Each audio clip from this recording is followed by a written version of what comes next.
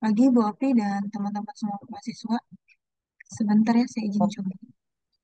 Oke, selamat pagi. Assalamualaikum warahmatullahi wabarakatuh.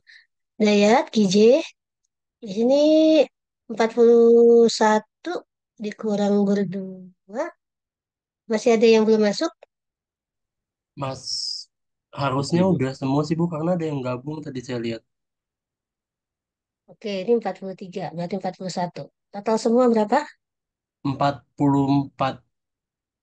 44, berarti 3 orang ya. Nanti dicek ya, 3 orang hari ini. Siapa saja?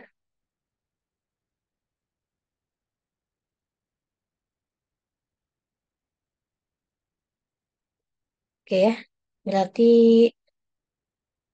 kita mulai dengan 41 mahasiswa. Dicek, di screenshot nama-namanya.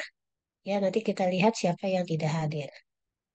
Nanti pada saat di akhir kita screenshot lagi, kita lihat lagi ya. Siapa yang masuk di tengah-tengah perjalanan perkuliahan. Ya, IJ dan Dayat. Sebelum Bu Eka mulai, gitu ya, nanti saya dan Bu Eka akan menyampaikan ya mengenai pengantar dari teknologi digital pendidikan. Nanti Bu Eka yang akan menjelaskan ya. Saya akan menambahkan jika nanti ada yang belum tersampaikan oleh Bu Eka. Ya, teman-teman ya. Seperti perjanjian kita di awal pertemuan minggu lalu bahwa setiap pertemuan itu ya harus diawali dengan pengecekan jumlah mahasiswa terlebih dahulu. Saya dan Bu Eka tidak mau nanti kecolongan tiba-tiba absennya daftar hadirnya masuk terus tapi ternyata tidak berinteraksi ya Bu Eka ya. Kenapa? Karena penilaian saat ini sudah seperti semula, tidak seperti waktu awal-awal teman-teman masuk ya. Kalau teman-teman masuk kan kemarin sudah sangat jelas gitu ya bahwa perkuliahan sebagian besar online ya sehingga penilaian pada saat online itu sangat lemah gitu ya. Kami para pengajar itu ya diminta untuk memaklumi. Namun karena gedung sudah jadi, COVID juga sudah berlalu gitu ya, maka penilaian akan kami lakukan seobjektif mungkin. Ya, seperti yang saya dan Buke sampaikan pada awal pertemuan. Ya, di sini PJ tidak ada privilege gitu ya, tidak ada eh, harus dapat nilai paling tinggi atau nilai A gitu ya, semuanya sama. Jika PJ nanti nilainya sama dengan teman-teman, ya itulah yang didapat oleh PJ. Gitu ya. Jadi saya tidak mau beranggapan bahwa yang jadi PJ itu harus nilainya A atau nilainya yang paling tinggi. Ya, tidak ada semuanya objektif di sini ya sehingga teman-teman memiliki keadilan yang sama. Jika teman-teman belajar dengan baik, maka hasilnya juga akan yang terbaik untuk teman-teman. Gitu ya. Seperti juga di awal bahwa kami akan mulai ketika teman-teman on cam. Saya tadi, kemudian Dayat gitu ya, Bu Eka juga masuk, itu sudah on cam. Ya, saya nunggu beberapa saat, teman-teman baru on cam. Baru dikabari, dikasih tahu oleh PJ-nya baru pada on cam. Ya, tolong minggu depan tidak ada lagi seperti ini. Ya, ketika online harus sudah on cam. Ya, itu menandakan Anda ada. Anda bersedia untuk ya bergabung belajar di TDP ini. Ya, kalau teman-teman hanya masuk saja tanpa on cam atau off cam, kami tidak tahu apakah teman-teman sudah siap atau jangan-jangan hanya nyalain aja, kemudian teman-teman balik lagi ke dapur, bikin roti, masak atau makan gitu ya, atau ke kamar mandi, baru mandi dan sebagainya. Ya, kami ingin ketika teman-teman sudah berniat untuk masuk kelas ini, maka teman-teman sudah siap. Jelas ya? Sama seperti teman-teman ke kelas. Ya, ini adalah kelas kalian gitu ya. Hanya bedanya ini online. Jadi kalau masuk kelas kan kelihatan mukanya. Ya, masuk. Assalamualaikum. Duduk yang rapi. gitu ya. Nah, itu lebih lebih tertata ketika di kelas offline. Ya, kenapa di online kalian tidak berlaku seperti itu? Ya, jadi saya tidak ingin lagi minggu depan masih hal yang sama seperti ini jika kita online. Ya, oke? Deal ya, sepakat ya semuanya. Monggo silakan Bu Eka. Ya, baik. Terima kasih Bu Opi untuk pengantarnya. Eh, saya buka dulu ya. Assalamualaikum warahmatullahi wabarakatuh. Warahmatullahi wabarakatuh. Selamat pagi Bu Opi dan teman-teman mahasiswa semester 5 kelas A. Apakah suara saya terdengar jelas? Jelas, Bu. Oke. Mungkin sebelum masuk ke materi Bu Opi, saya ada pretest mengenai materi kita hari ini. Saya share ke grup ya. Silakan teman-teman mungkin sekitar 5 sampai 5 menit untuk mengerjakan soalnya. Soalnya nggak banyak, cuma soal aja. Saya kirim ke grup ya.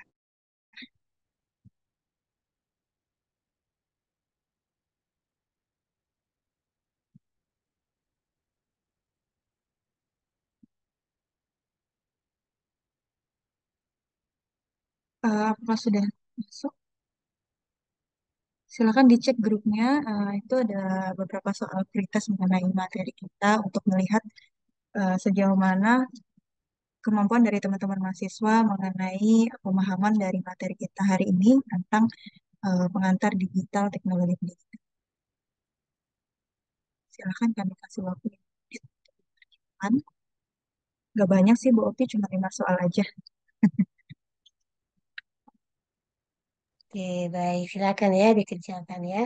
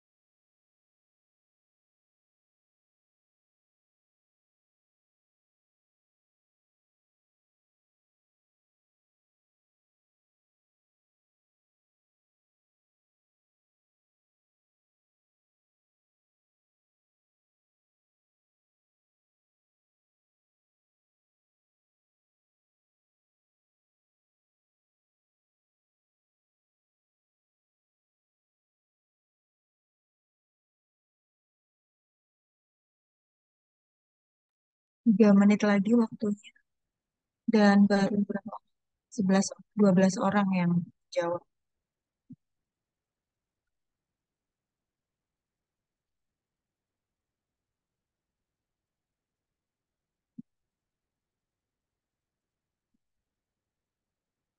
Oke, silakan teman-teman yang lain untuk segera dijawab biar kita bisa langsung masuk ke materi.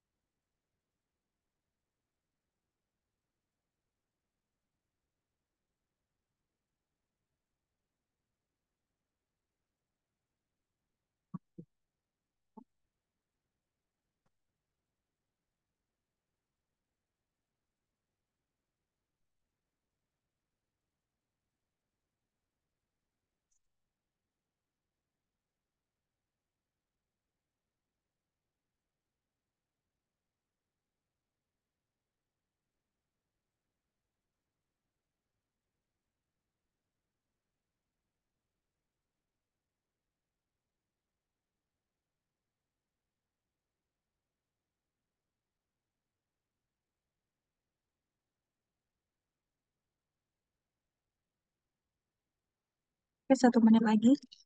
Saya cek sudah ada berapa? Sudah ada 36 siswa yang menjawab. Silakan yang belum jawab lagi ya.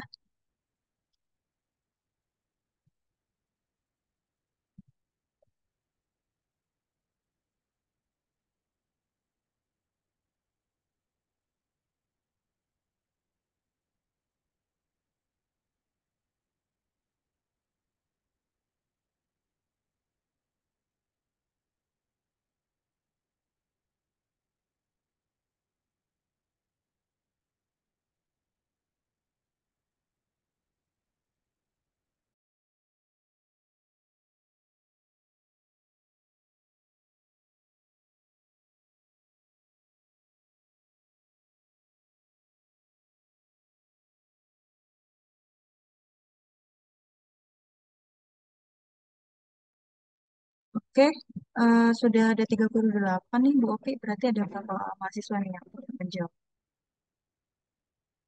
Baik. Ada yang nilainya sudah bagus, BK? Sebentar saya cek dulu. Sudah sini.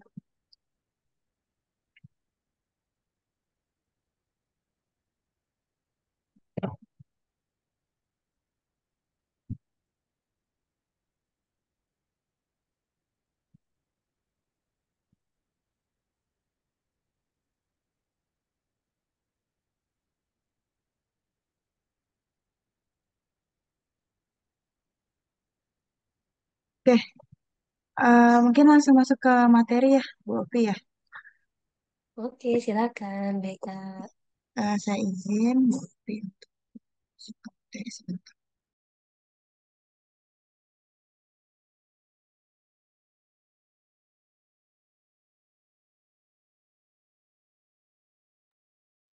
Sebelumnya teman-teman, gimana kabarnya pagi ini?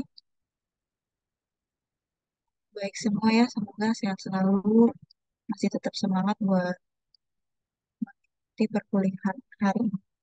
Di hari Senin, Bu Opi agak kurang enak badan ya Bu Opi ya. Semoga lekas membaik ya Bu Opi. Oke, teman-teman,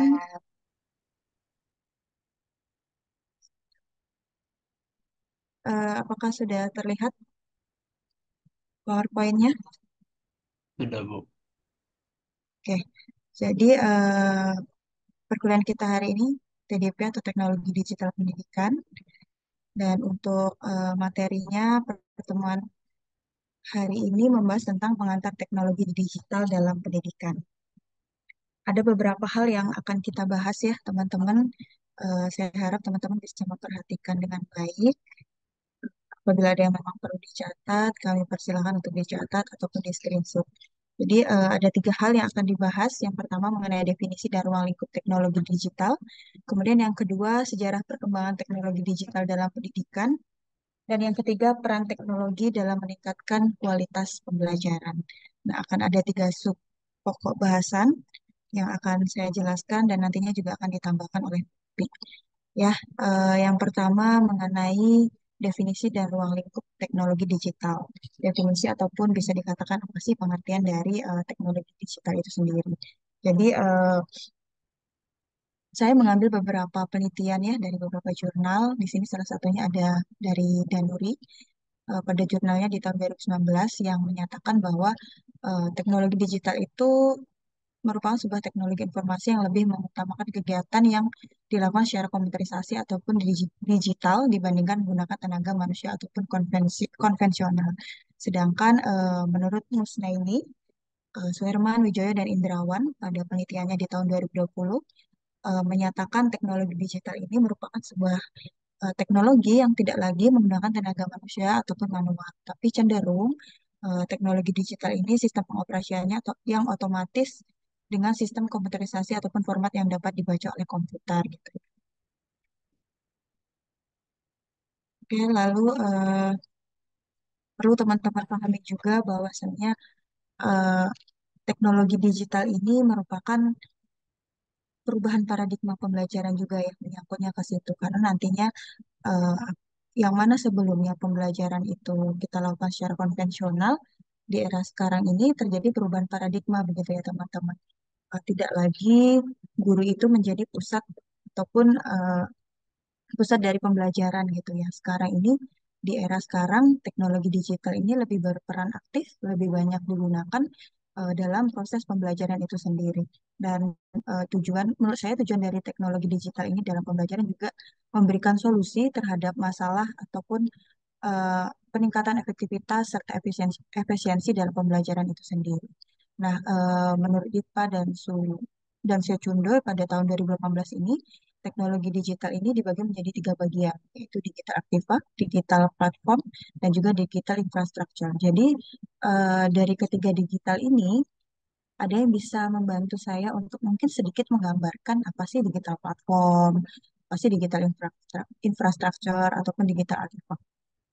Ada yang bisa membantu mungkin mengemukakan pendapatnya gitu. Oh, Bu, digital platform ini contohnya seperti ini gitu. Ada yang bisa menjelaskan sedikit atau memberikan contoh? Ayo, siapa? Tidak harus sempurna ya, teman-teman. Di sini kita sama-sama belajar. Jadi, saya juga ingin mendengar eh, sejauh mana pengetahuan teman-teman sebelum memulai materi ini. Mungkin pernah mendengar terkait digital platform ataupun digital infrastructure ini. Ada yang bisa membantu? Atau saya sebut saja ya. Oke, saya ingin mendengar suara merdu dari Mbak atau Mas nih. Mbak Amanda, coba. Ada Mbak Amanda kan? Halo Mbak Amanda, suara saya terdengar? Dengar, Bu. Oke, coba Mbak Amanda berikan pendapatnya terkait beberapa jenis dari digital ini. Boleh silakan yang mana aja.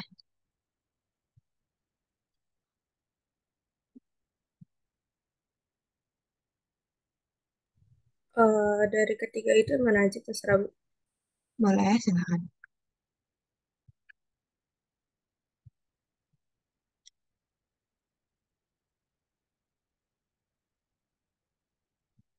Sambil searching dulu ya. Enggak, ini bingung mau yang mana. Kalau Boleh bebas yang mana aja Mbak. Mungkin digital platform.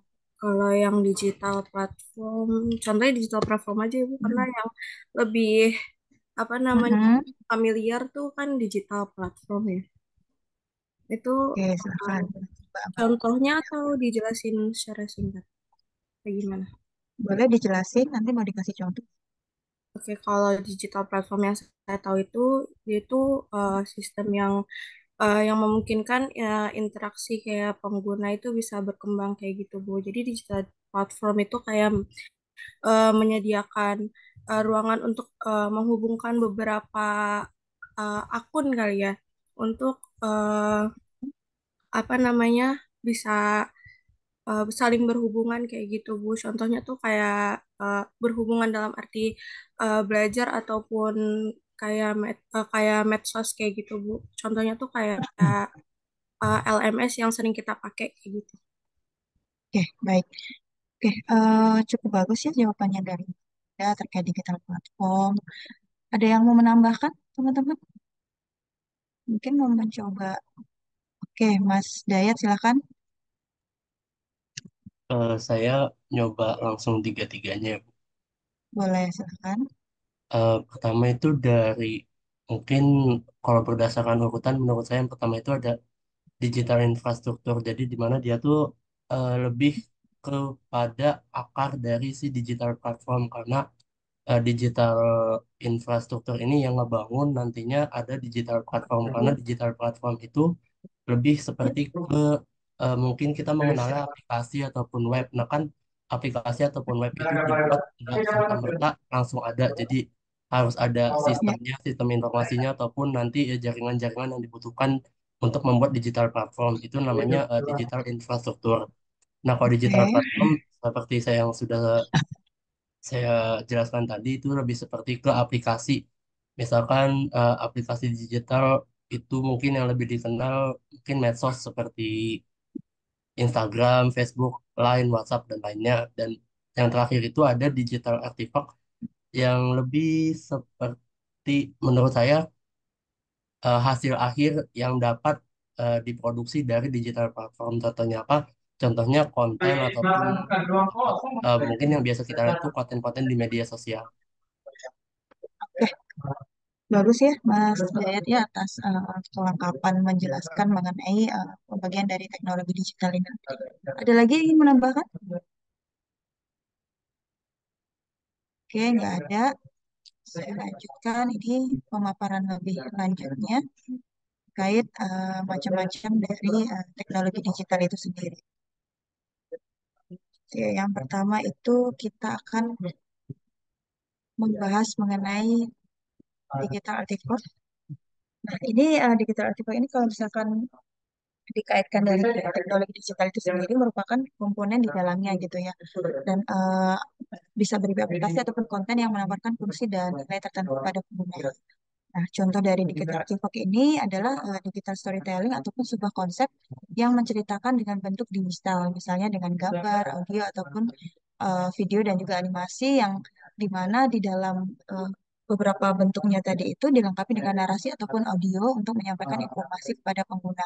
Nah, kalau teman-teman perhatikan, misalkan kunjungan ke museum gitu ya, kalau sekarang saya rasa beberapa museum itu sudah ada virtual tour-nya ataupun kayak kalau misalkan di AI ataupun augmented reality ya. Kalau di museum beberapa museum saya itu pernah menemukan sudah ada virtual tour-nya. Di situ itu sudah dilengkapin apa namanya kalau misalkan kita berjalan ke ruangan terus nanti di museum itu ada arca lalu misalnya kita klik itu eh, tersedia audio ataupun tulisan gitu ya dari yang menjelaskan arca tersebut. Nah, itu salah satu contoh juga dari digital artifact ini. Jadi digital artifact ini komponen dari teknologi digital itu sendiri yang mana contohnya itu bisa menceritakan bentuk digital dalam bentuk gambar, audio, video, ataupun animasi yang dilengkapi dengan narasi dan juga audio di dalamnya. Karena ini kaitannya dengan pendidikan, makanya saya contohnya juga berhubungan dengan pendidikan gitu ya teman-teman. Lalu yang kedua itu ada digital platform. Nah, digital platform ini bisa didefinisikan ataupun diartikan sebagai platform berbasis perangkat lunak. Tadi juga sudah dicontohkan juga oleh Mas Dayat maupun Mbak Amanda juga ya, eh, di mana digital platform ini juga berbasis perangkat lunak yang memungkinkan pengguna beroperasi secara antarmuka melalui modul ataupun e-book ya kalau misalkan di dunia pendidikan juga saya kaitkan itu yang bisa mereka operasikan. Lalu ada beberapa contoh dari digital platform ini, contohnya adalah cloud computing dan juga sosial media. Tadi sudah diceritakan juga oleh Mas Dayat maupun Mbak Amanda gitu ya. Jadi digital platform ini contohnya bisa berupa sosial media yang memungkinkan pengguna untuk bertukar informasi ataupun berkolaborasi untuk berkomunikasi dimanapun dan kapanpun yang tidak terbatas ruang dan waktu dalam satu aplikasi. Contohnya tadi ada disebutkan seperti Instagram, Facebook, dan lain sebagainya. Oke, yang terakhir ada digital infrastructure. Ini kaitannya dengan sebentar ya, sinyalnya susah di gedung SFD ini.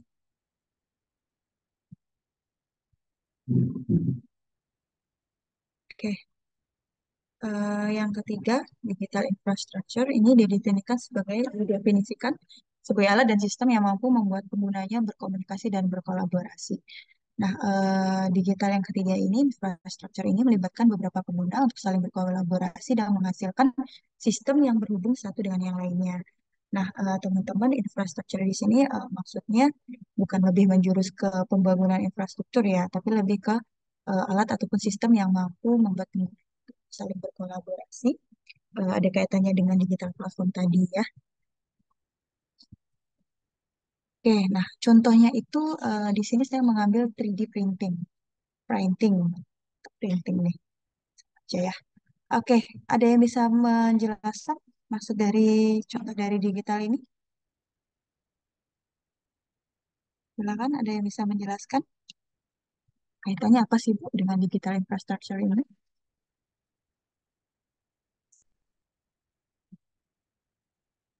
Biar kita ada feedback ya, ada interaksi gitu, jangan saya ataupun Bu Opi aja yang menyampaikan. Silakan, terus saya sebut aja nih sembari kenalan contoh dari digital infrastructure. Saya pengen pendapatnya dari kalau tadi cewek, saya mau dengar Muhammad Maulana. Coba Mas Muhammad Maulana ada? Ada, Bu. Oke, coba Mas pendapatnya terkait contoh dari digital infrastructure ini. Mungkin ada pendapat lain, contoh lain gitu, silakan.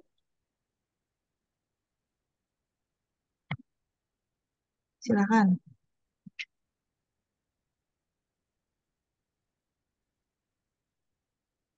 Contoh digital infrastruktur.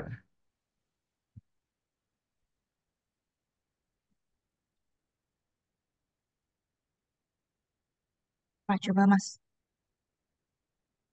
Mungkin kayak data center atau enggak cloud computing gitu.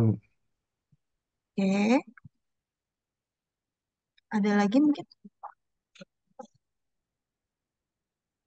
data center ada kaitannya dengan big data begitu mungkin. Iya, Oke, ada lagi Mas Maulana mungkin cukup. udah kayak Bu.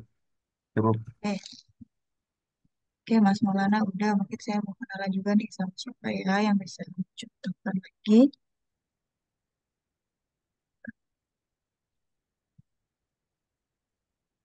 Mbak Imelda, coba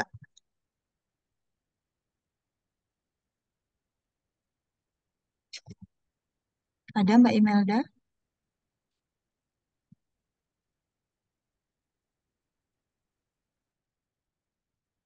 Suaranya belum terdengar Mbak. Apakah suara saya? Ya, oke sudah terdengar. Silakan Mbak. Jadi contoh lain dari digital itu seperti jaringan eh, tulang punggung internet atau pita atau pita lebar.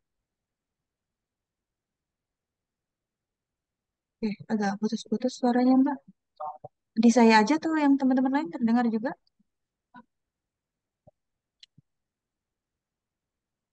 Bisa diulangi Mbak Imelda? Jadi contoh dari digital infrastruktur itu Mhm. seperti tulang punggung internet dan juga pita lebar. Oke, saya mendengarnya tulang punggung tadi. Atau saya salah dengar ini? Tulang punggung internet. Oke, tulang punggung. Oh, oke, tulang punggung internet. Oke, oke. Siap baik. Oke, makasih Mbak Imelda, Mas.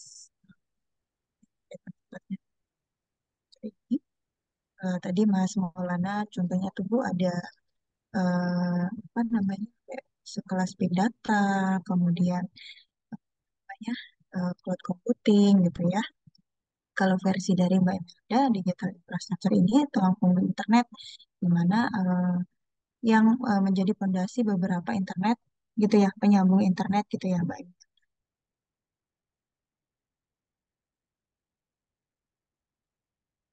Oke, udah dipahami atau ada mungkin pendapat lain silahkan. Kita sama-sama diskusi di sini juga. Oke, kalau nggak ada kita lanjut ya terkait sejarah dari perkembangan teknologi digital dalam pendidikan. Jadi ini saya merangkum beberapa sejarah terbentuknya teknologi digital ini di dalam kelompok kependidikan itu sendiri. Nah, yang pertama itu saya mengambil dari abad ke-18, di mana pada masa itu penemuan mesin cetak itu memungkinkan penyebaran informasi dan pengetahuan secara lebih luas.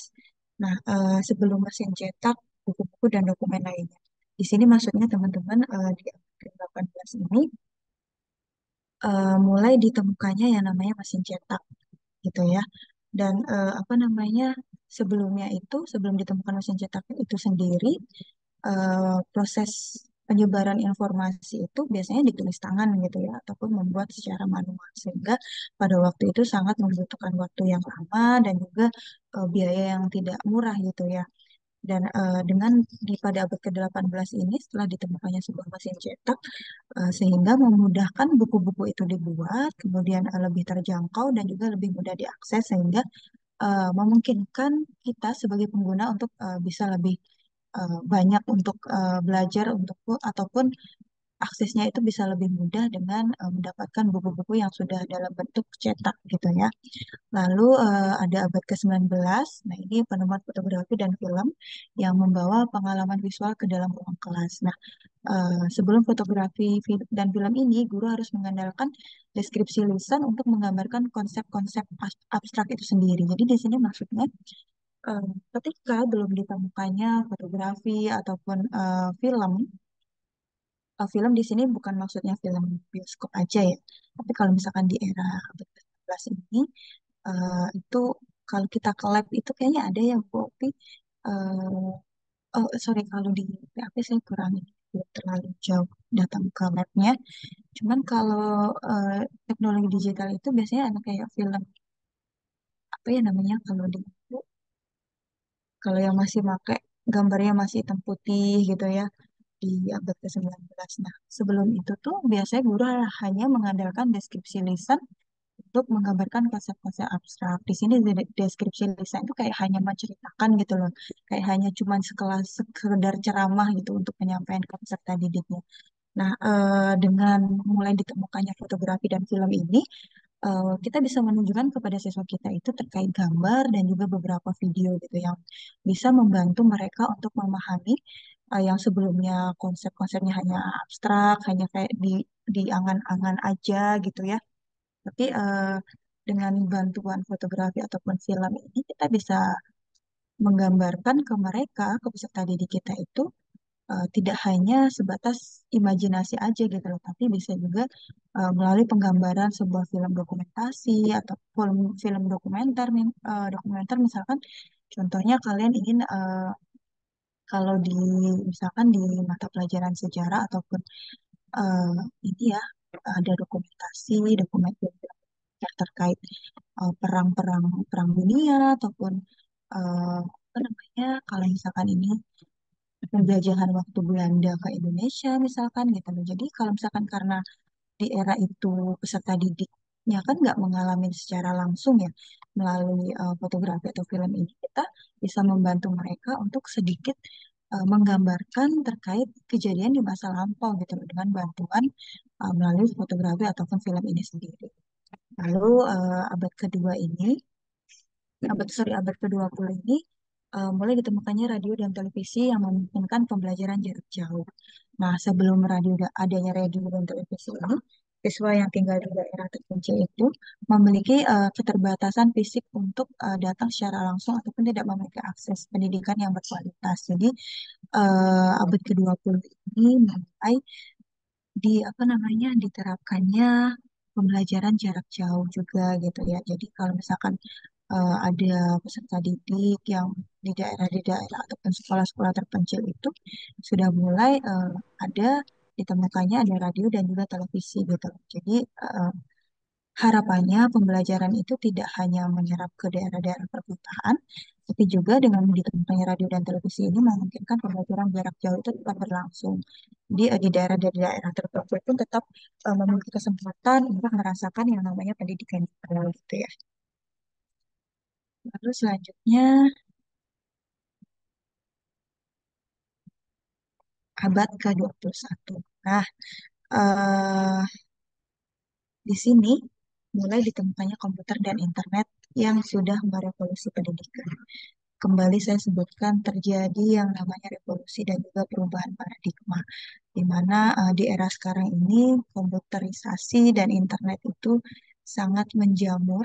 Bahkan mungkin kita temukan siswa-siswa SD itu mungkin lebih canggih gitu ya dari kita, sudah terbiasa menggunakan internet, sosial media, dan lain sebagainya. Nah, teman-teman, Dengan adanya komputer ataupun internet ini memungkinkan siswa untuk mengakses informasi dan juga sumber daya pembelajaran itu bisa dari mana aja dan kapan saja. Dan hal ini juga menurut saya dapat membantu siswa itu sendiri untuk belajar dengan kecepatan mereka sendiri sesuai dengan kebutuhan mereka gitu. Bagi yang rajin untuk buka-buka internet untuk hal yang positif, misalkan dia mau baca-baca jurnal ataupun lihat ikut apa namanya, sorry nih laptop saya habis baterainya sebentar. Ya.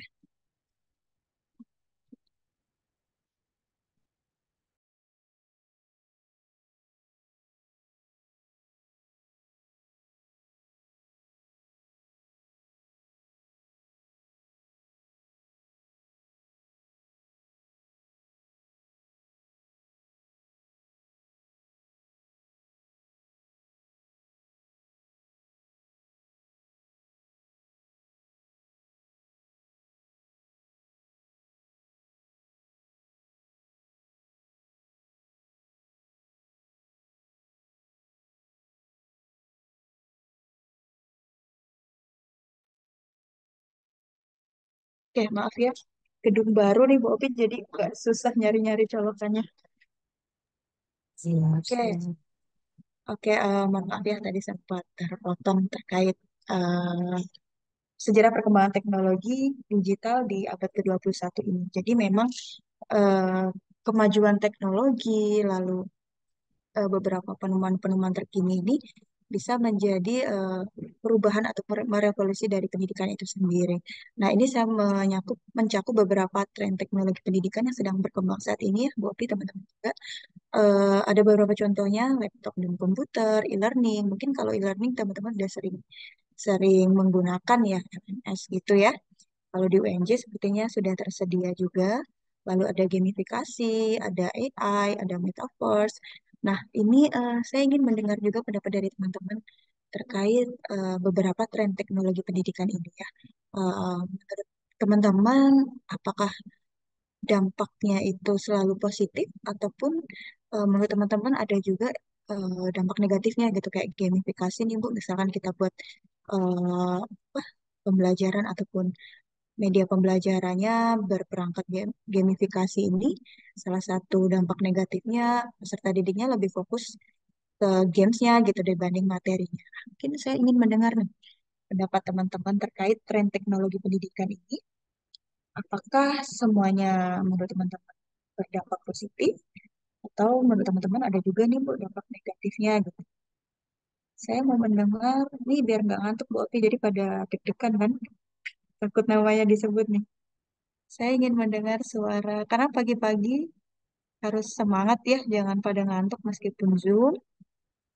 Jadi Iya, kita, benar, benar. iya Bu, biar nggak ngantuk. Ini kan pada deg-degan nih kan, aduh siapa nih nanti dipanggil. Saya Iya. mau lihat pendapatnya, siapa ya, Mbak Nabila. Menurut Mbak Nabila nih, terkait tren dari teknologi pendidikan ini, yang pertama terkait e-learning. Apa aja dampak positif dan negatifnya bagi pendidikan kita ke depan. Ada Mbak Nabila?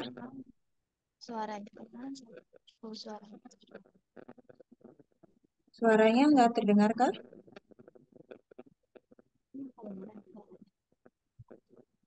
Halo Mbak Nabila?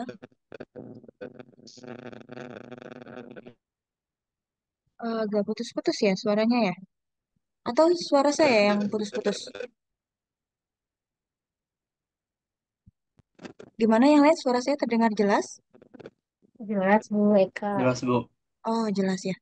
Berarti Mbak Nabila ada ini kendala jaringan kah? Oh, oke. Oke Mbak Nabila beruntung deh ya. Saya lanjut ke siapa ya? Ke Mbak Sabrina, coba Mbak Sabrina. Silakan. eh dulu Mbak. Mbak Sabrina ada?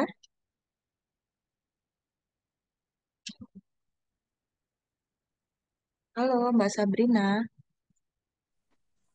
Saya Bu Sabrina Aisyah. Ya. Iya, Sabrina Aisyah. Silakan Mbak Sabrina. Menurut Mbak Sabrina nih, e-learning ini dampaknya gimana sih terkait di pendidikan kita? Apakah sangat membantu ataupun mungkin ada dampak negatifnya gitu? Buat e-learning aja atau buat semuanya, Bu?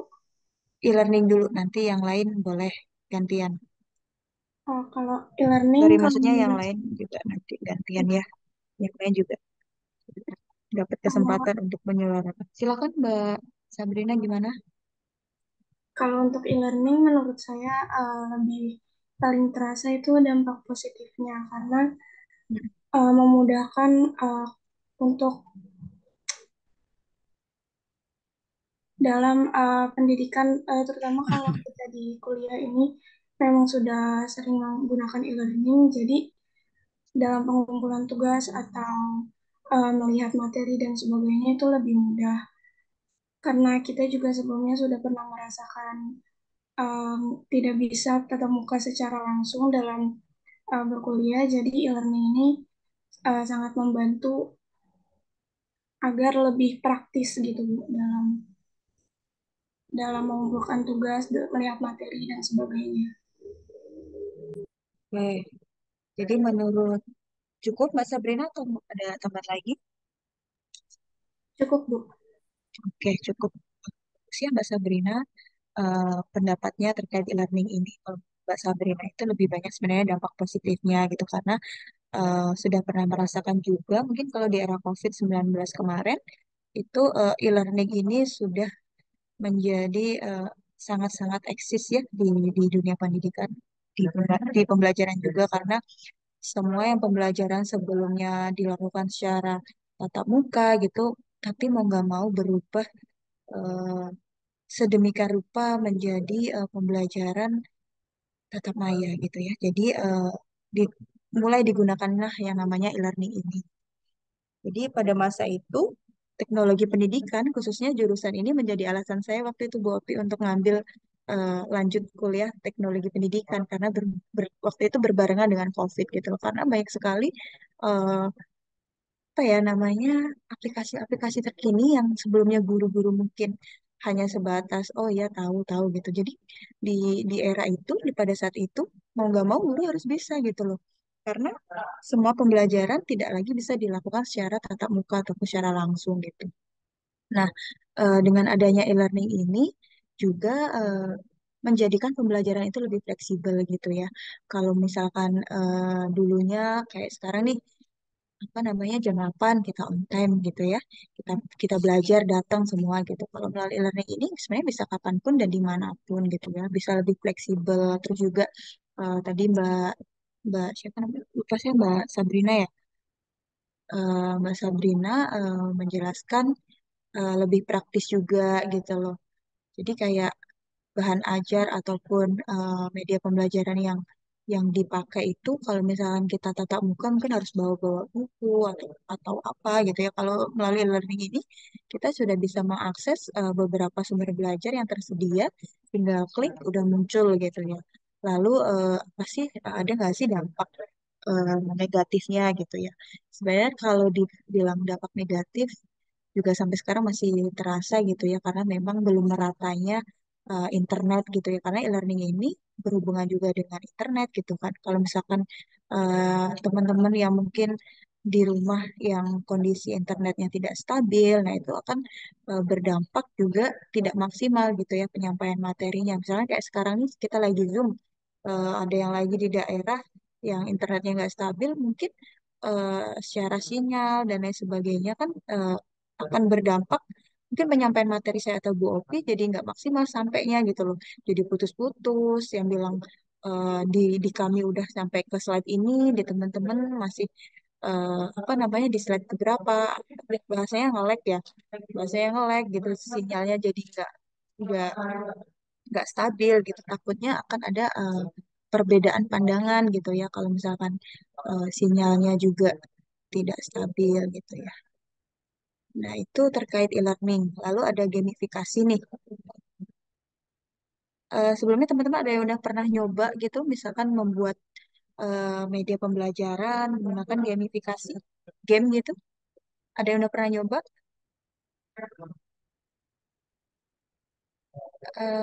Semester 5 udah belajar terkait pengembangan media pembelajaran kah atau lagi proses belajar nih sekarang? Mas Dayat gimana?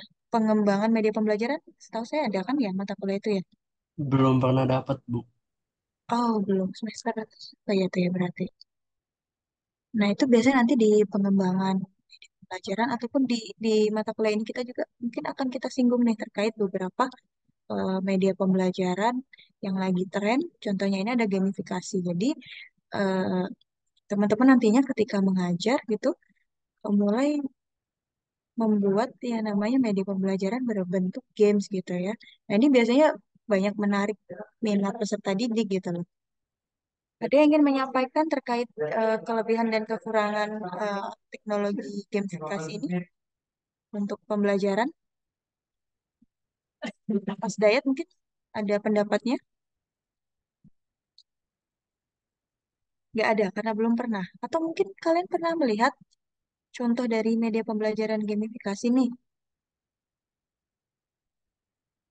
Contohnya nih misalkan kayak misal pernah lihat puzzle nggak sih? Puzzle pernah dong harusnya ya. Ada Bu. Oh, Mas Zaki udah pernah.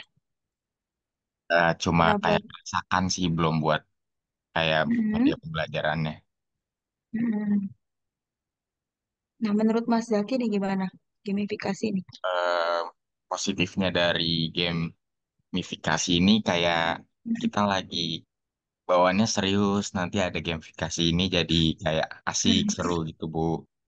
Buat refresh otak kita dibuat game. Karena kan di zaman teknologi yang canggih ini banyak sekali ya game-game yang seru buat anak-anak zaman sekarang gitu Bu. Nah, Oke, kalau untuk negatifnya mungkin kayak kecanduan atau ketergantungan gitu, Bu. Jadi apa-apa semuanya harus di game gitu. Itu aja sih, Bu, dari saya. Makasih. oke, bagus ya Mas Zaki ya. Jadi menurut Mas Zaki kalau games ini mungkin kalau kebiasaan di kelas gurunya cenderung kayak ceramah ataupun slide-slide yang monoton terkesan serius tapi dengan pertemuan di pembelajaran itu mencoba untuk menerapkan gamifikasi ini dalam pembelajaran itu menarik minat siswa gitu ya mereka jadi kayak seru gitu ya untuk mengikuti pembelajaran itu.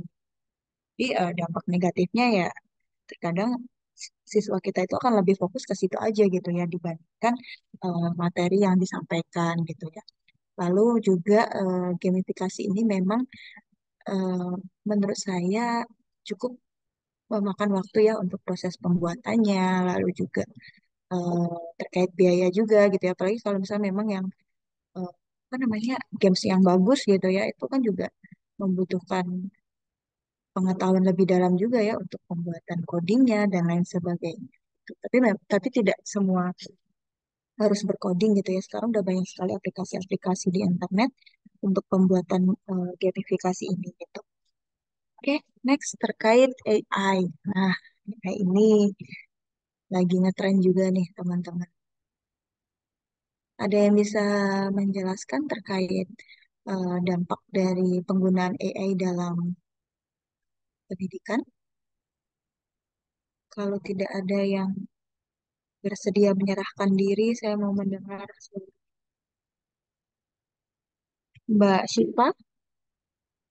Syifa Febriani. Oh, ada yang present sebentar. Nanti ada yang ingin bersuara nih sebentar. Oh, Mas Dayat, silakan Mas Dayat. Baik. Jadi menurut saya kalau AI di pendidikan yang pertama positifnya tentu memudahkan dalam catatan mungkin di beberapa situasi itu bisa memudahkan mencari mungkin jawaban ataupun memudahkan mengerjakan tugas itu bagi mahasiswa dan di sisi lain dari dosen kalau misalkan memang agak bingung nih nyari-nyari materi ataupun mungkin apa yang harus diberikan ke mahasiswanya besok ataupun apa dari dosen tuh bisa nyari-nyari referensi dari AI.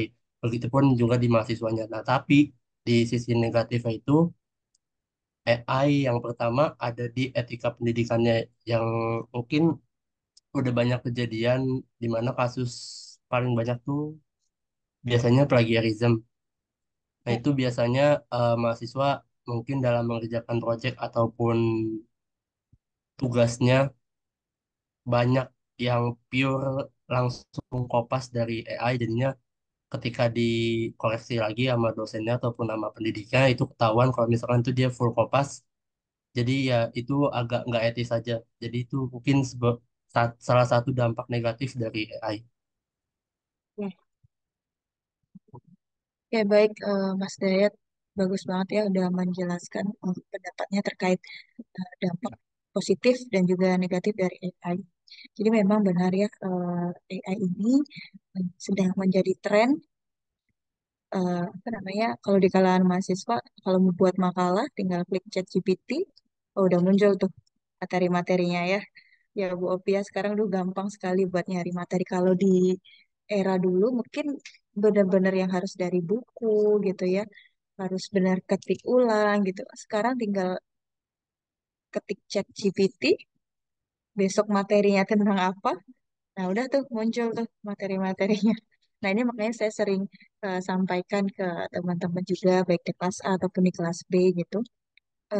Jangan keenakan dengan adanya kemudahan-kemudahan teknologi itu sendiri gitu karena memang itu mudah tapi juga akan berdampak pada diri kalian itu nggak akan ada perkembangan lebih lanjut gitu loh. Jadi akan stuck di situ aja. Kalian akan terbiasa eh, praktis, tinggal ketik, dapat, kopas gitu ya, masuk ke makalah gitu. Jangan dibiasakan yang seperti itu.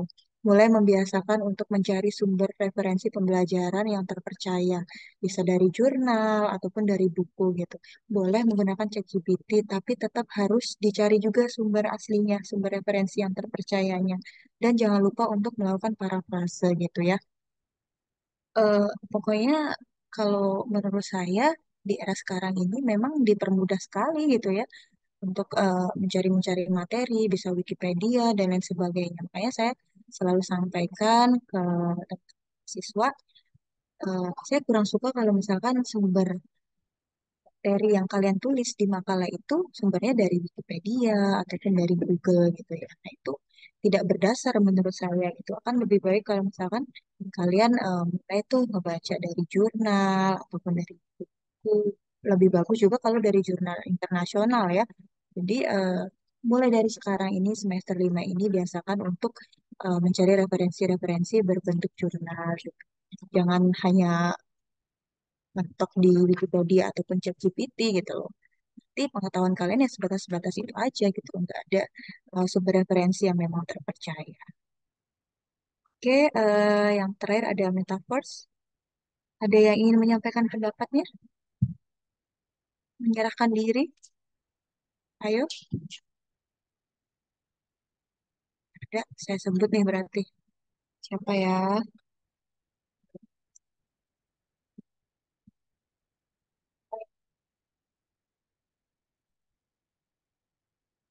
Saya ingin mendengar pendapat dari Mbak Cecilia Azahra, Azhara, Azahra. Yang Iya, mana Mbak Cecil? hadir. Oke, oke, silakan Mbak Cecil. Ini dampaknya, Bu, atau contoh dampak? Dampaknya, kalau mau menambahkan contohnya lebih bagus. Oke, mungkin kalau untuk dampak positifnya tuh pembelajarannya jadi lebih interaktif ya, karena mungkin kan siswa atau mahasiswa ini uh, bisa uh, simulasi apa pelajaran virtual gitu loh. Jadi uh, siswa tuh dapat berjalan seiring dengan digital gitu karena memudahkan banget untuk belajar. Terus juga eh apa pembelajarannya itu menawarkan pengalaman yang sesuai sama tren yang sekarang dengan kebutuhan-kebutuhan eh, pendidikan gitu. Terus kalau misalkan dampak negatifnya mungkin keterbatasan akses ya karena kan nggak semua siswa atau mahasiswa itu mempunyai perangkat yang mendukung. Terus juga mungkin eh, adanya jadi kurangnya interaksi sosial di dunia nyata gitu sih Bu. Oke, oke, bagus banget ya Mbak Cecilia ya terkait metaverse ini. Kalau contohnya menurut Mbak apa aja coba?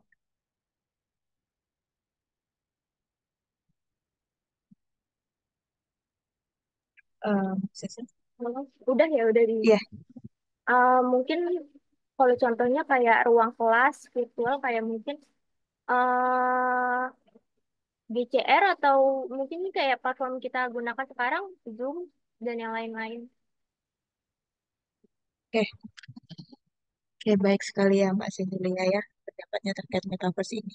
Jadi dijelaskan metaverse ini bisa melakukan yang namanya simulasi pembelajaran juga ya Mbak ya. Contohnya kayak virtual tour. Tadi yang saya sempat singgung di awal gitu ya. Virtual tour ini contohnya kalau misalkan saya kemarin sempat ada penelitian gitu ya untuk membuat virtual tour museum gitu. Nah, virtual tour ini memang memudahkan siswa untuk merasakan pengalaman belajar yang tidak perlu datang langsung gitu ya, tidak perlu datang langsung ke tempat gitu. Nah, virtual tour ini juga memudahkan kita sebagai pendidik untuk mengenalkan yang namanya teknologi digital itu ke peserta didik gitu loh. Jadi kalau misalkan kita pengen kunjungan nih kemana, ataupun misalnya kalau PAP, mana ya biasanya? Biasanya kalau PAP ada kunjungan atau observasi kemana ya biasanya? Kalau di PAP UNJ. Kalau Ada yang pernah observasi, kemana tuh Bu, biasanya? kalau observasi kita baru ke arsip aja. Kita mesti Oke, ke arsip ya ini Bu ya. juga kan ya. Kita ke pustik apa namanya? Pustikon atau Mestinya apa ke Bu? UT gitu ya. Kalau untuk pembelajaran ya, karena kan Ya, UT itu sangat bagus untuk teknologinya. iya, Atau iya betul. pustek ya. Nah, itu Bu. Nanti kita Mungkin jalan-jalan nih, Kak. boleh Bu. Suka nih saya kalau jalan-jalan nih. Karena Iya memang ya. kadang observasi langsung itu ngebuat mahasiswa ini kan jadi kayak, oh, kalau ke UT itu kan bagus banget ya Bu ya teknologi digitalnya gitu. Jadi teman-teman bisa melihat secara langsung gitu loh. Di kampus lain mungkin teknologi digitalnya udah banyak, udah beragam gitu ya yang digunakan. Kayak contohnya ini misalnya kayak virtual tour ini saya pernah ada penelitian gitu ya membuat virtual tour museum pada waktu itu. Nah, itu memang berdampak sekali gitu. Kalau misalkan sekolahnya jauh nih dari museum, nah bisa menggunakan virtual tour itu untuk di proses pembelajarannya gitu. Misalkan kita hari ini mau ngebahas tentang apa, arca ataupun peninggalan kerajaan Hindu-Buddha gitu ya misalkan. Nah, peninggalan-peninggalan itu kan ada di museum. Itu kan tidak memungkinkan kita untuk setiap hari datang ke museum gitu loh. Dengan bantuan virtual tour ini, memudahkan kita untuk menyampaikan materi itu ke siswa dan ada pengalaman simulasinya gitu loh. Seakan-akan mereka ada di museum itu, padahal posisi mereka ada di dalam kelas gitu. Dan juga melalui virtual tour itu udah sangat beragam sekali fitur-fitur yang bisa dipakai di dalamnya gitu. Kita bisa menambahkan gambar, kita bisa menambahkan audio gitu. Jadi misalkan eh, ada contoh baca Hindu Buddha, kita klik di situ ada teksnya, lalu kita bisa menambahkan audio juga. Ada audio berbahasa Inggris, bisa juga ada pilihan audio berbahasa Indonesia gitu. Kalau misalkan di arsip nasional, saya belum tahu apakah sudah ada virtual tour-nya. Nah, itu teman-teman bisa pelajarin juga gitu loh. Gimana sih cara buat virtual tour ini? Mungkin bisa jadi salah satu ide juga untuk penulisan skripsi kalian gitu loh. Hmm, Misalnya penulisan skripsi berbentuk produk media, bisa menggunakan virtual tour, membuat virtual tour sederhana arsip nasional atau apa gitu. Itu bisa menjadi referensi teman-teman juga gitu. Lalu selain itu, apa ya? Kalau misalkan dampak negatifnya mungkin bisa menimbulkan adiksi ataupun rasa kecanduan kalau misalkan kita sering-sering menggunakan virtual tour ini di proses pembelajaran kita, secara tidak langsung kita sedikit mengajarkan ke siswa kita untuk sering menggunakan handphone ataupun sosial media gitu loh.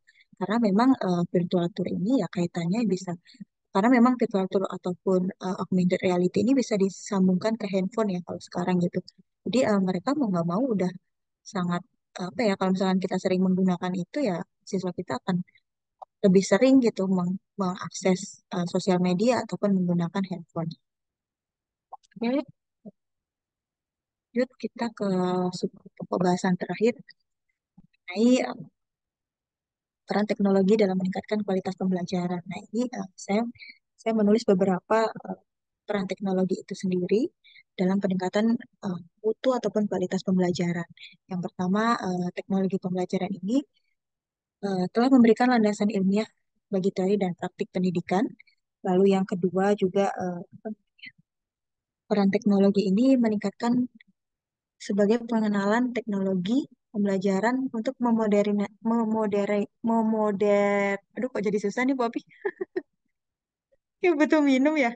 Ngomong terus ya tadi. Nah, minum dulu, Weka. Ternyata pagi-pagi ngomong terus gitu juga, aduh, menguras energi juga ya Bu Opi. Suara Oke, saya udah kayak seksi. karena ya Bu Opi mana lagi kurang enak badan ya.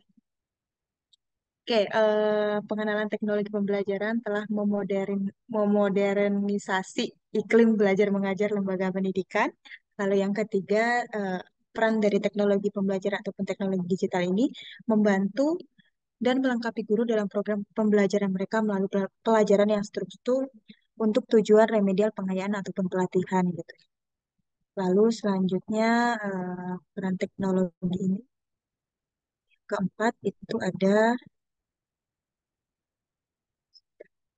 lama ya, sinyalnya agak susah Bobby di.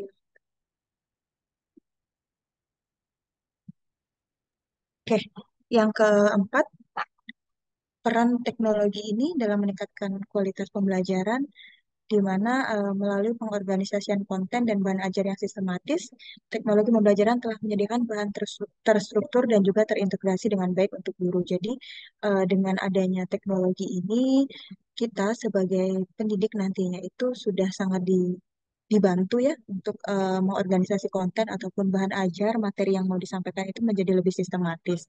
Lalu juga perannya dengan teknologi ini bisa diadakannya pelatihan dan juga penggunaan teknologi pembelajaran yang berkontribusi terhadap pertumbuhan profesional guru. Nah, ini teman-teman dengan semakin banyaknya teknologi yang bisa kita gunakan gitu karena memang perubahan zaman itu kan semakin maju ya bukannya mundur gitu.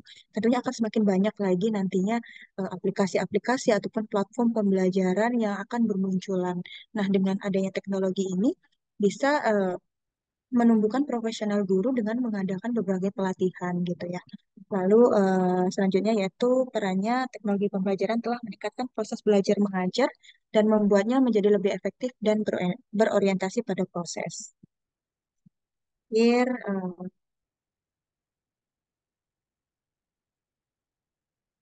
dan teknologi pembelajaran ini berperan tidak hanya mempertahankan standar pendidikan, tetapi juga meningkatkan cara mengajar kita dengan memberikan alat peraga dan bahan ajar yang terprogram dan juga lebih berinovasi menurut saya. Jadi di sini dengan semakin berkembangnya maju, kita dituntut sebagai guru untuk ataupun pendidik nantinya itu akan lebih kreatif untuk mengembangkan berbagai bahan ajar ataupun alat peraga yang lebih beragam gitu ya. Misalkan kalau dulu alat peraga sederhana bentuknya kayak belajar tentang apa nih? Tentang misalkan kalau di zaman saya dulu Bu Opi itu masih belajar pakai globe ataupun apa sih bola dunia gitu ya kalau pengen lihat apa benua Australia gitu. Oh, lihatnya di sini, oh gitu bentuknya gitu ya. Itu kan masih alat peraga yang sederhana sekali gitu. Ataupun kalau misalkan anak-anak IPA ke lab mau belajar tentang anatomi tubuh gitu ya biasa nggak tahu ya kalau sekarang masih ada nggak ya kalau misalkan di lab itu ada gambar kerangka tubuh manusia gitu ya Bu ya. Nah, kalau sekarang ini udah banyak sekali laboratorium apa, berbasis teknologi yang teman-teman kayak ada visualnya gitu lah, tinggal dicari aja di internet terkait anatomi tubuh. Nah, udah muncul tuh eh, proses pencernaan makanan dari yang masuk ke mulut, lalu ke lambung dan lain sebagainya gitu kan. Kalau dulu kalau misalkan pakai alat peraga ini kan nggak mungkin tuh kerangka manusia dimasukin makanan kan kita nggak tahu tuh prosesnya gimana gitu. Nah dengan apa dengan di era sekarang ini, dengan bantuan teknologi, kita bisa belajar tuh dari situ, oh dari mulut, lanjut lagi kemana, oh bisa nyampe lambung, dan lain sebagainya. Lalu peran selanjutnya yaitu mekanisme perangkat umpan balik untuk memodifikasi perilaku belajar mengajar yang mana akan menghasilkan guru yang efektif di lembaga pelatihan guru. Lalu peran selanjutnya siswa yang mengikuti ujian pada tingkat yang lebih tinggi ataupun kompetitif telah diuntungkan dengan adanya teknologi itu sendiri melalui program pendidikan di TV, radio, ataupun internet. Lalu selanjutnya yang terakhir ini peran teknologi dalam meningkatkan kualitas pembelajaran. Teknologi pembelajaran ini telah membuka bidang baru penelitian pendidikan di bidang proses ujian, evaluasi, ataupun pengajaran di kelas. Oke, Bu Opi, mungkin itu dari saya. Mungkin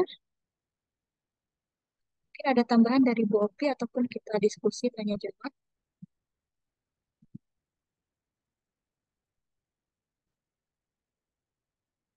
Oke, baik. Ya, tadi sudah banyak sekali ya yang disampaikan oleh Bu Eka. Ada yang mau tanya atau mau ditanya? Silakan yang ingin bertanya. Itu kita yang bertanya, Bu Opi. Iya, ada yang mau tanya atau ditanya. Nah, pilih. Kalau saya dulu, mending saya nanya gitu kan, Bu. Daripada Benar-benar. ditanya bingung nanti jawabnya. Kalau saya dulu Oke. gini, Bu Opi, misalkan besok kita kan udah di pertemuan pertama kemarin udah ngejelasin nih pokok bahasan kita besok mau belajar apa gitu. Nah, biasanya saya malah udah buat pertanyaan nih buat dosen gitu. Jadi daripada saya yang ditanya, mending saya yang nanya gitu. Ya, benar, Silakan ada benar. yang mau bertanya. Ayo, ayo. Atau sambil nunggu, saya nambah sedikit ya, Bu Eka. Boleh, boleh Jadi kan silakan Bu Bu Opi. Eka tadi sudah menjelaskan sangat luar biasa ya mengenai teknologi digital. Nah, teman-teman mungkin gitu ya bertanya-tanya sebenarnya teknologi apa sih? Gitu ya. Karena tadi sudah jelaskan ada ini, ada itu, sampai metaverse gitu ya, sangat luar biasa. Sampai kata-kata memodernisasi gitu ya, yang bikin kesel gitu ya, Beka ya. Iya, jadi kepleset-pleset ya Bu ya. Saking Iya, ini modernnya. sangat benar, sangat sangat sangat luar biasa teknologi gitu ya. Tapi mungkin teman-teman selama ini kalau dengar teknologi sudah berpikirnya, waduh, ini yang canggih-canggih gitu ya. Tapi ternyata teknologi itu tidak harus selalu canggih-canggih gitu ya. Kenapa? Karena teknologi sendiri berasal dari kata tekne ya, dari bahasa Yunani ya. Kalau zaman dulu itu tekne yang artinya bisa seni gitu ya, bisa kerajinan, bisa keterampilan gitu ya. Nah, kemudian semakin berkembangnya gitu ya istilah itu, teknologi itu menjadi kata-katanya itu kemudian diharfiahkan menjadi sarana gitu ya, alat gitu ya. Jadi kalau misalnya kita bicara tentang teknologi, maka kita berbicara tentang sarana, tentang alat gitu ya, kemudian tentang keterampilan gitu ya di situ ya. Kemudian juga eh, apa metode ya, metode. Jadi tuh teknologi itu sangat luas. Bisa tadi sarana, bisa alat, bisa metode. Itu dari teknenya. Loginya kan dari kata logos ya. Kalau Ya, dengar-dengar logi, logi pasti logos gitu ya. Logos artinya apa? Ilmu ya, atau studi gitu ya. Jadi kalau teknologi berarti ya pengetahuan gitu ya, atau ilmu tentang tadi metode, tentang seni, tentang sarana gitu ya. Kemudian kalau kita ngomong metode, maka di dalamnya ada cara kerja gitu ya. Nah, ke hal inilah yang kemudian gitu ya, teknologi ini terus terus terus beranjak dari yang awalnya sederhana gitu ya. Misalnya zaman dulu orang mau teknologi itu kan muncul pertama kali pada saat kita kita berumah tangga ya, ada masak gitu ya. Oh iya, bagaimana cara menghasilkan api gitu ya. Kemudian bertani. gitu ya. Jadi teman-teman jangan selalu berpikir bahwa yang namanya teknologi itu sudah digital, gitu ya. Jadi teman-teman di sini beranggap pasti pada saat ditanya apa sih yang dimaksud dengan teknologi pendidikan, pasti berpikirnya alat yang membantu teknologi berupa komputer, gitu ya. Terus ada pokoknya macam-macam yang hubungannya pasti dengan digital gitu ya. Pertama kali saya masuk teknologi pendidikan, saya ditanya apa yang masih dengan teknologi pendidikan, sama halnya dengan teman-teman di sini bahwa teman-teman pasti dasarnya adalah itu adalah suatu yang luar biasa gitu ya. Sempit sekali dengan alat gitu ya intinya. Komputer itu ya masuk masuk teknologi pendidikan mikirnya kita belajar itu pasti AI gitu ya BK ya. Pasti online learning gitu ya, mobile learning gitu ya. Tapi ternyata tidak itu saja gitu ya. Teknologi itu sangat luas tadi seperti yang saya sampaikan di awal. Sehingga jadi nanti teman-teman di proyek akhir kita gitu ya, teman-teman jangan berpikir bahwa proyeknya itu adalah alat yang apa namanya?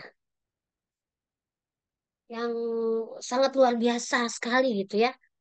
Hanya alat saja. Ya bisa teman-teman buat metode gitu ya. Apa sih metode yang digital yang saat ini dilakukan gitu ya.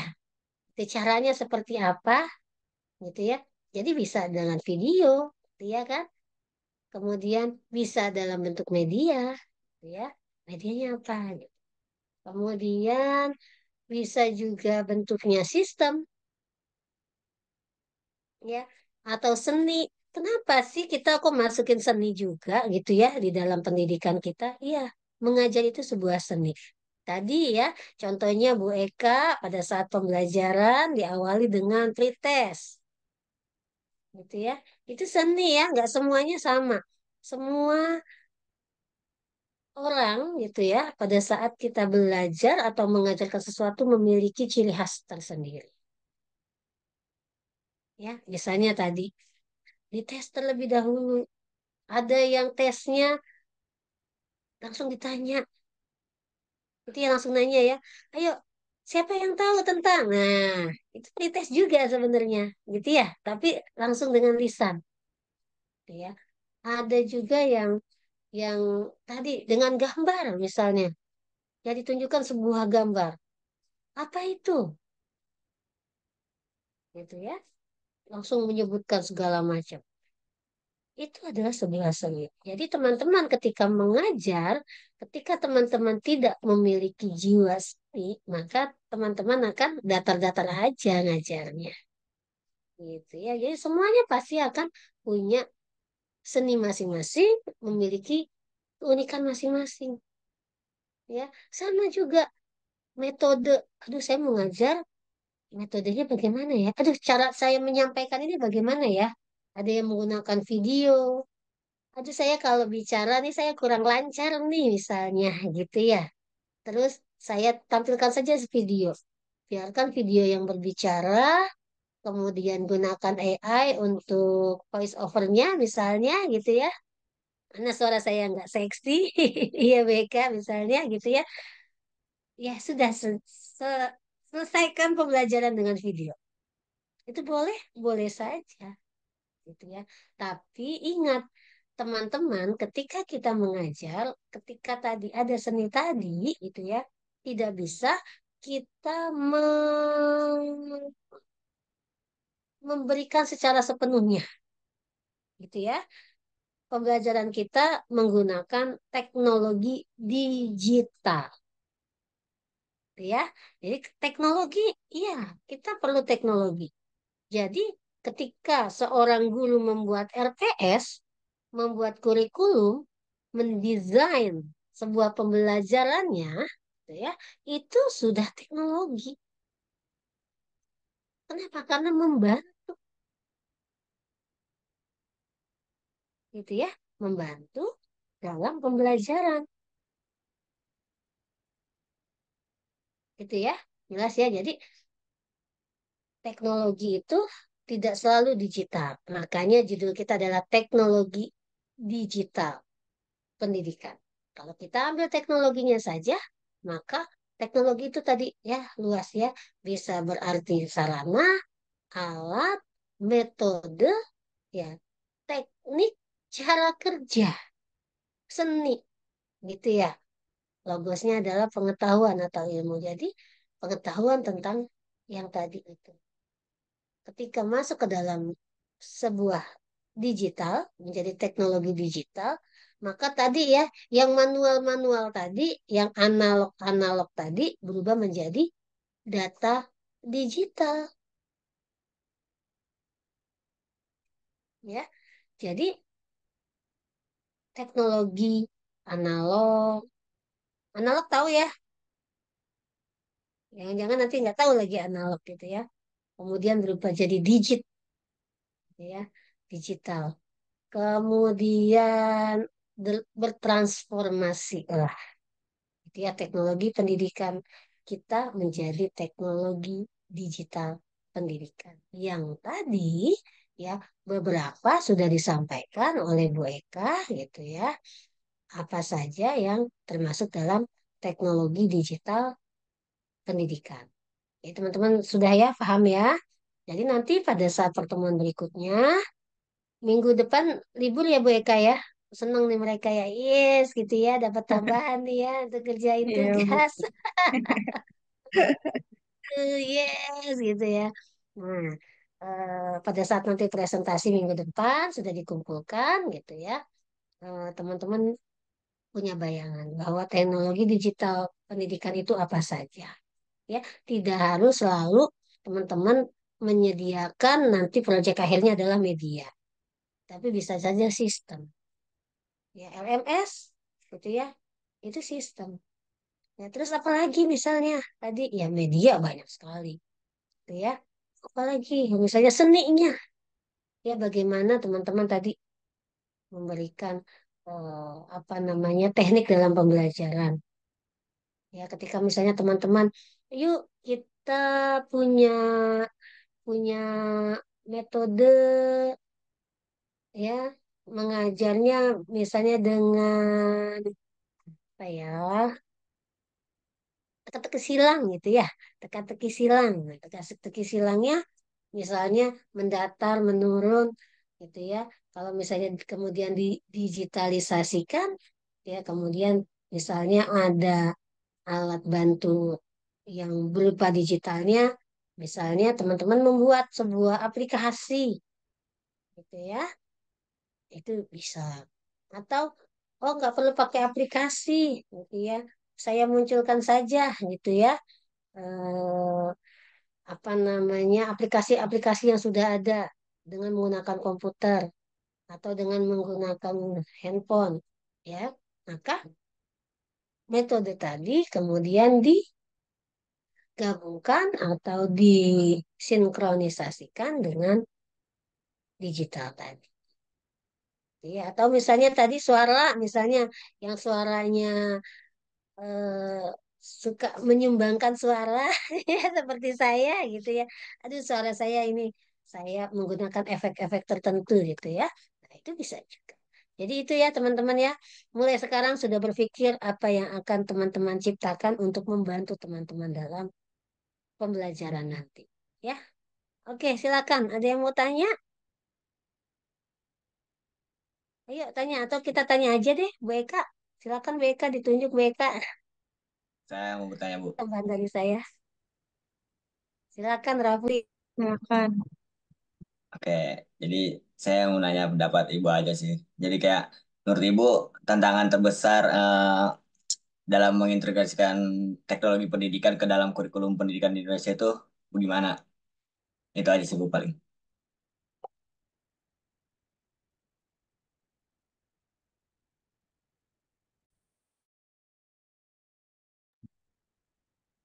Baik, tadi Mas siapa yang nanya Mas Rafli ya?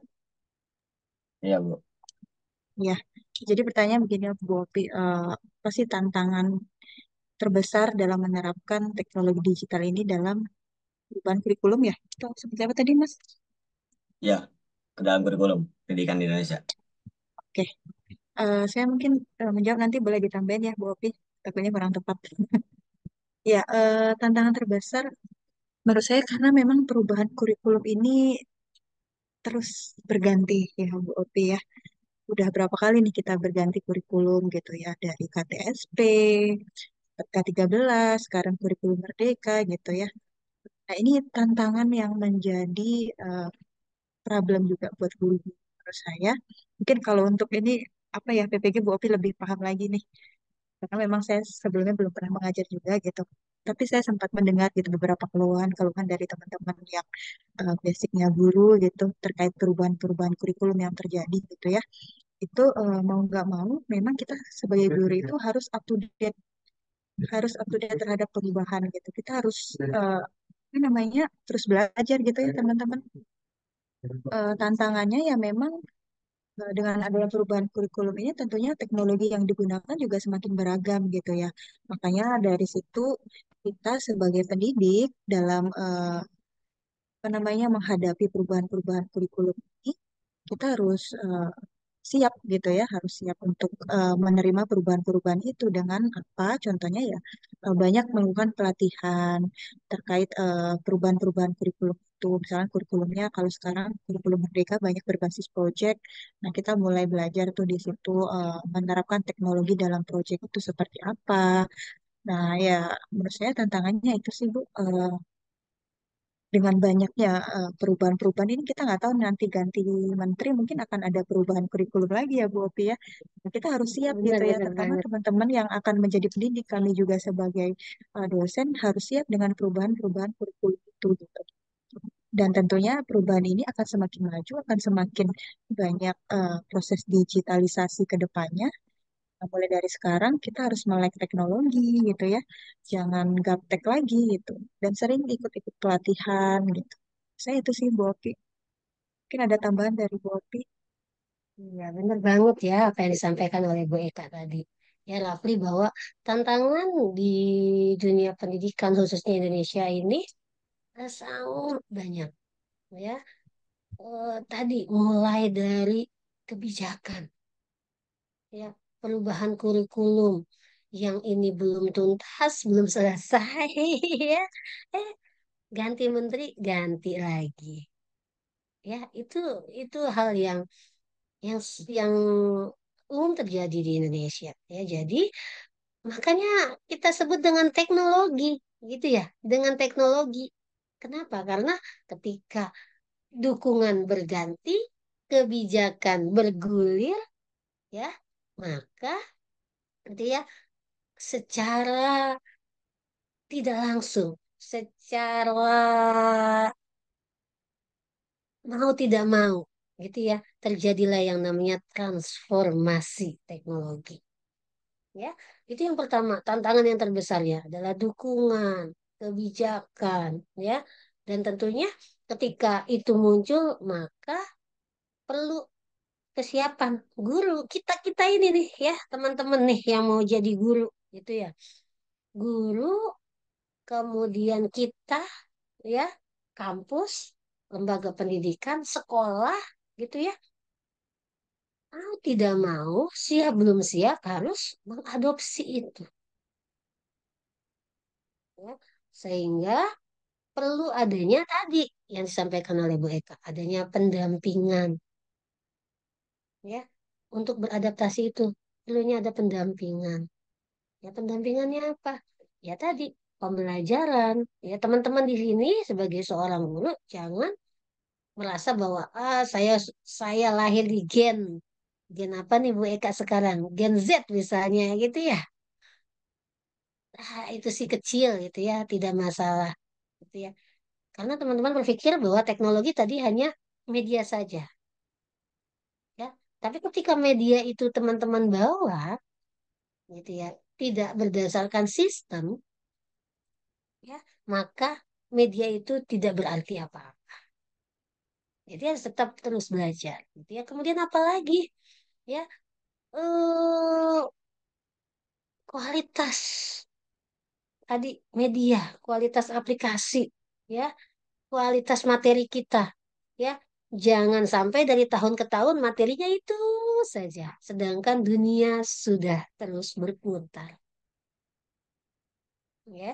Jadi kalau misalnya teman-teman mau mempelajari sesuatu, itu ya, kontennya, materinya harus dipelajari dengan baik. Kemudian diadaptasilah dengan teknologi tadi. Gitu ya. Terus apa lagi? Kesenjangan akses. Ya. Kesenjangan akses itu merupakan kendala kita juga. Tadi misalnya ya, Bu Eka sedang bicara, tiba-tiba sinyalnya hilang. Saya tadi juga sempat gitu ya, terpental, terus masuk lagi. Gitu ya, mungkin yang jadi host tadi lihat kok Bu Ovi masuk gitu ya, padahal tadi ada Bu Ovi gitu. Tiba-tiba terpental. Ya, kesenjangan akses itu tidak hanya akses akses digital ini gitu ya, akses tempat, ya, tempat di wilayah terpencil dengan perkotaan sangat berbeda. Perbatasan sangat berbeda dengan kita di kota-kota besar, walaupun walaupun kota besar perbatasan gitu ya, tapi mau tidak mau culture atau budaya yang ada di dalam perbatasan itu pasti akan terbaur satu dengan yang lainnya. Gitu ya, kesenjangan itu sangat luar biasa. Kesenjangan tadi akses dalam hal teknologi, tempat, di wilayah terpencil, wilayah wilayah terdekat, wilayah terluar, wilayah perkotaan, pedesaan, pegunungan dengan pantai, ya. Akses itu menjadi salah satu tantangan kita Indonesia. Ya, dari Sabang sampai Merauke wilayahnya beda-beda ya. Kita ke samping sedikit aja ke Depok, hawanya sudah berbeda. Ke Bogor sudah dingin ya Bu Eka ya, kan beda lagi. Gitu ya. Kemudian apa lagi? Literasi, terutama literasi digital nih. Makanya sekarang ya di ANBK itu ada pembelajarannya ya, eh, sudah mengerucut literasi dan numerasi tuh BK ya. Kenapa seperti itu? Saya apa sempat buka-buka bukunya anak saya gitu ya. Saya lihat dari apa ini ya, ya ini ada MBK. Jadi dipisah gitu langsung. That's alliteration, that's numeration gitu ya. Jadi dibagi dua langsung. Secara global gitu ya. Nah, literasi digital kita sangat rendah ya. Dunia mengakui kita Indonesia IQ-nya cerdas-cerdas, IQ-nya tinggi-tinggi, hafalannya luar biasa gitu ya. Tapi ketika kita mampu menghafal dengan cepat, ketika kita memiliki IQ dengan cepat, kita mulailah malas membaca. Ya mereka ya aduh gitu ya. Padahal sudah jelas ya ikro gitu ya dari pertama awal ikro gitu ya. Tapi kita malas banget baca gitu ya. Senangnya dengerin. Itu salah satu tantangan juga. Saya termasuk orang yang senang mendengar BK daripada membaca. Iya, sama Bu. Agak Gitu ya. kurang hobi membaca ini. Ya, nah ini ya. Jadi literasi digital kita mau tidak mau kita harus akui bahwa kita masih rendah. Sehingga membatasi kita dalam pemanfaatan teknologi. Ya, kadang-kadang kita mengotak-ngotakkan gitu ya. Yang namanya WA yaitu hanya untuk komunikasi. Padahal bisa untuk media pembelajaran. Yang namanya TikTok gitu ya. Orang-orang mikirnya wah ini buat gaya-gayaan. Tapi sebenarnya bisa juga untuk pembelajaran gitu ya. Jadi literasi digital itu juga tantangan kita ya yang terbesar dan gitu ya. Hmm, keamanan ya, privasi kita ketika teknologi digital di dalam pendidikan tadi kita adaptasi ya, keamanan kita, privasi kita semakin berkurang mau tidak mau ya. Rafli buka Eka Dwi Utari. Wah, sudah tahu nih ya Bu Eka. Lulusan mana, ya, kemudian eh, kapan pernah belajar di mana, gitu ya, sekarang di mana. Eh, sangat-sangat mudah ya. Privasinya Bu Eka itu bisa kita lihat gitu ya, identitas pribadinya dengan sangat mudah. Buka map, kita lihat Bu Eka ada di mana hari ini bisa. Oh, Bu Eka ada di daerah Rawamangun nih, gitu ya. Bu Opi di mana nih? Wah, Bu Opi masih di rumah. Dengan menggunakan map. Teman-teman nggak perlu tahu, nanya-nanya, buka saja. Ya, Mas Sofiati, ada ya dari mulai masih imut sampai amit-amit gitu ya, Beka ya. Jadi privasi kita semakin berkurang ya. Jadi itu adalah tantangannya ya. Oleh karena itu gitu ya, kita sebagai tenaga pendidik di sini ya, sebagai guru gitu ya, tentunya harus dapat mengatasi tantangan-tantangan itu. Jadi kita ketika sudah tahu tadi ya Rafli ya, apa sih tantangannya yang terbesar? Ini. Terus jangan meneng wae gitu ya, jangan diam-diam aja. Bagaimana caranya kita kolaborasi? Yuk, teman-teman sebagai guru berkoordinasi, berkolaborasi, berkomunikasi dengan siswa-siswanya. Apa sih yang mereka mau, yang mereka inginkan, gitu ya. Makanya nanti di dalam tujuan pembelajaran ketika teman-teman buat RPS akan ditanya ya ABCD ya, Bu Eka ya, tuh ya. Jadi eh, backgroundnya siswa kita itu apa? Ya. Sehingga nanti tujuan pembelajarannya bisa bisa bisa tercapai. Gitu ya. Kemudian apa? Selain kita berkoordinasi, selain kita berkolaborasi dengan siswa, kita juga berkolaborasi dengan tempat kita belajar, ya, tempat kita mengajar, sekolah kita. Bagaimana? Tadi misalnya kalau kurikulumnya berubah jadi kurikulum merdeka, pasti kita tanya ya, Bu, kurikulum merdeka seperti apa? Oh ini. Sekarang adanya modul, adanya elemen gitu ya, bahasa-bahasanya bukan bahasa pendidikan banget ya Bu Eka ya. Gitu ya. Kalau dulu kan kita tujuan pembelajaran, indikator gitu ya. Kalau sekarang capaian, elemen gitulah. Ya jadi campur-campur gitu ya. Nah, itu kita kita pelajari. Kemudian kita integrasikan gitu ya. Kemudian juga dengan pemerintah. Tadi kurikulum ketika berubah kurikulum jangan kita merasa bahwa kurikulum A itu lebih baik daripada kurikulum B gitu ya. Tapi setiap kurikulum ketika dia muncul, ketika dia berganti, pasti ada alasan tersendiri mengapa pemerintah meluncurkan itu, ya, memberikan kita kurikulum yang baru, ya. Jadi ketika apapun yang terjadi, perubahan-perubahan itu kita harus proaktif, jangan reaktif. Aduh, baru ganti kemarin gitu ya Beka ya. Ini Iya. udah ganti lagi. Aduh, saya nggak mau lihat, saya nggak mau lihat. Nah, ketika kita sudah apatis gitu ya, ketika kita sudah tidak nyaman, ketika kita sudah merasa bahwa ini tidak baik karena kita berpikiran ganti menteri, ganti kurikulum, maka kita tidak akan bisa mengubahnya. Tapi ambil sisi positifnya. Ya, kenapa? Dari teknologi berganti terus bergulir, maka kita pun juga seperti itu. Ya, teknologinya ya seperti ini. Yuk kita sesuaikan, ya, kita adaptasi, belajar terus ya, mengembangkan ilmu kita, mengembangkan keterampilan kita. Gitu ya, kalau zaman dulu, zamannya Bu Eka gitu ya, kita mau melihat peta Indonesia pakai globe gitu ya, atau Iya. pakai peta. Sekarang kan ayo teman-teman buka Google Map. Sekarang udah seperti itu ya. Iya. Eh, iya, ya. Suami saya guru IPS, jadi kalau sekarang gampang. Sekarang kita mau lihat, coba rentang Indonesia. Kalau zaman dulu ya kita dikasih peta gitu kan, berapa bujur timur, lintang selatan, lintang utara Batang. gitu kan. Kan buka map aja. Coba lihat rumah Anda di mana. Udah, ketik. Nah, itu kan berarti tantangan tadi yang katanya aksesnya gitu ya, tapi kita manfaatkan.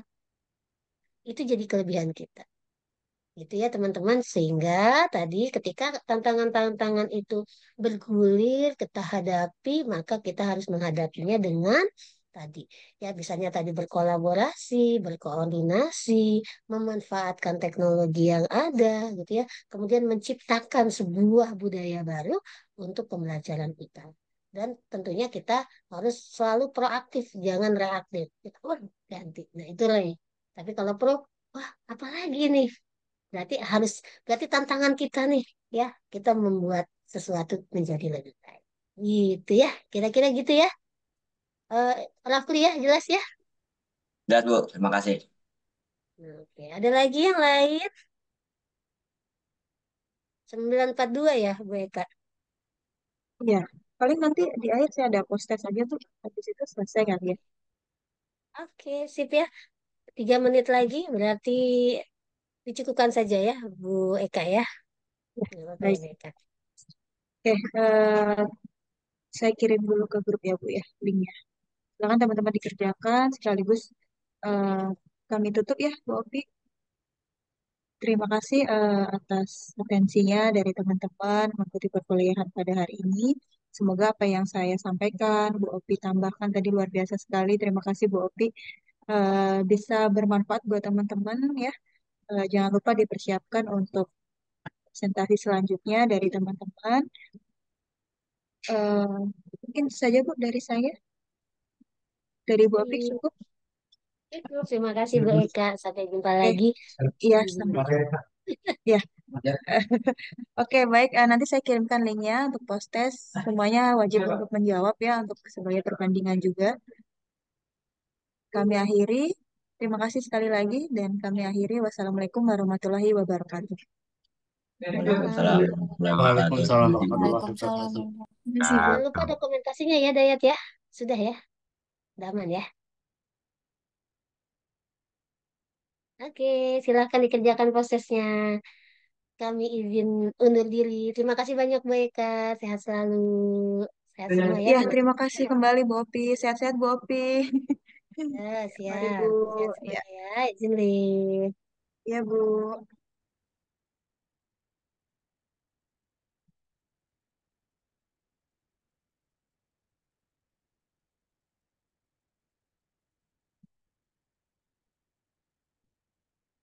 Saya izin live ya.